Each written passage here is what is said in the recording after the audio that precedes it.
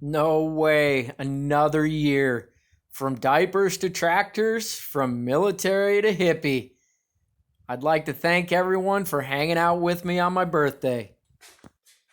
Good morning, everybody. It's pretty early today, getting together to have a good shot for you.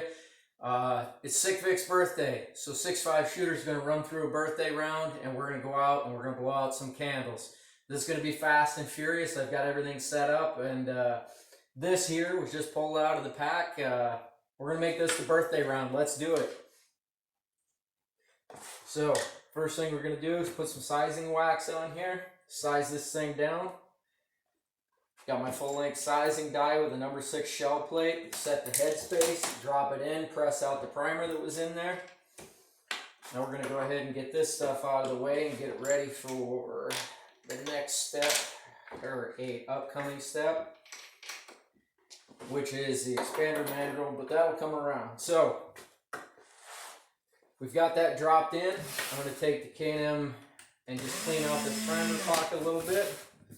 Got that done up. Now what I'm going to do is wipe it down. We're going to move over the trimmer. Trim it down to length, which in this case is about 190, 125, 190, 130. Turn that down. I'm going to VLD taper it and deburr. Clean that out. Do the outside since we're right here. Again, we'll wipe it down to get all those burrs off and whatnot. Next step, I'm going to lube the inside of the case neck area to get it for the expander. And I'm using this Imperial graphite lube. And the reason is, I normally don't use this. I use Hornady spray, but the powder, I'm using I'm using Winchester Stay Ball, and it coagulates in the neck. So the graphite, it doesn't. So we've got the 262.5 21st Century Expander mandrel. We'll go in and do a lull or a dwell of 3, 1,000, 2,000, 3,000, and we're going to pull that out. Next thing, it would go into a block for a primer. We look, everything looks good. Small rifle primer, match, Federal. We drop that in. It's seated at 19 from all the way in on that. I'm going to put it over here in a block at that point.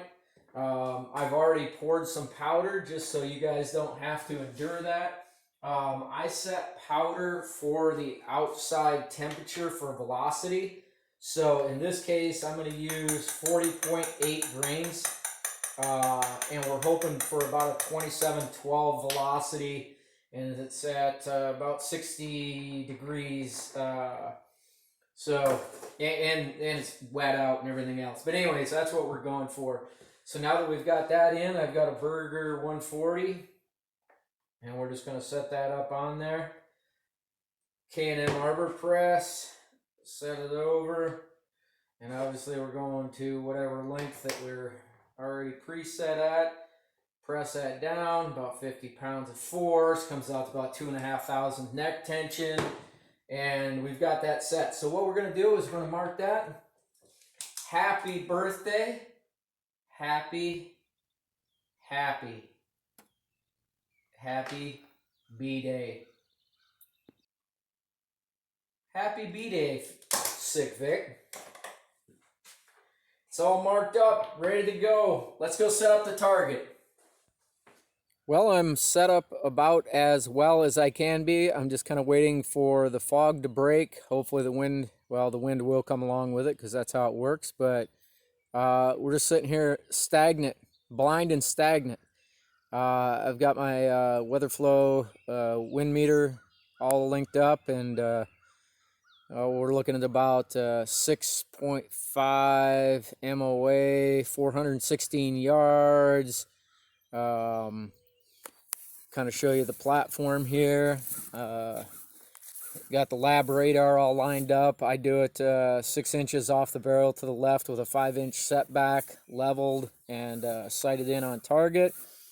Kind of made that stock rest, and I drive a board into the ground with spikes just for a good bipod.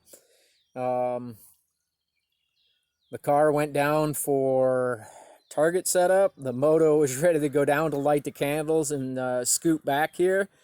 So that's it. We're just waiting for the fog. So the goal here is to shoot out the flame on the top of these two candles. Obviously, they're in line with the bullet's flight path and the camera's set off to the side. Unbeknownst to me, I bought these things from Dollar General for $1, and they're those crazy you can't blow them out candles. So the first shot is really close to extinguishing that one, and then the second shot, I blow them out-ish, but what happens? Booyah, right back again. So I'm tired of that, and I yard out another candle and get set up. So here's the shot on that. Oh, that was dope. So let's slow-mo that. So obviously my goal is to shoot out the flame and not anything else, right? So you got to be close. I'm sure a larger caliber bullet would probably, you wouldn't have to be as close. You know, I don't know. It'd be really cool to see slow motion, like super slow motion. But I had to turn the box because the wind was blowing the candle out. So it's a really crazy, view right here. But you can see the impact of the bullet in the far back corner. Come through, one shot, cleaned it out. So then I moved to eggs. So eggs are fun. Boom. Yeah, right. What a mess. So then I'm like, well, let's do another egg, right? So I set up another egg and I spot a fly down in the corner. And I'm like, no way, dude. You see it down there in the right hand by that white little piece of paper?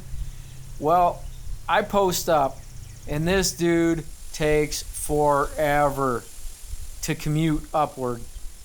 So I just, like, my eyeballs are burning, right? Like, looking through the scope.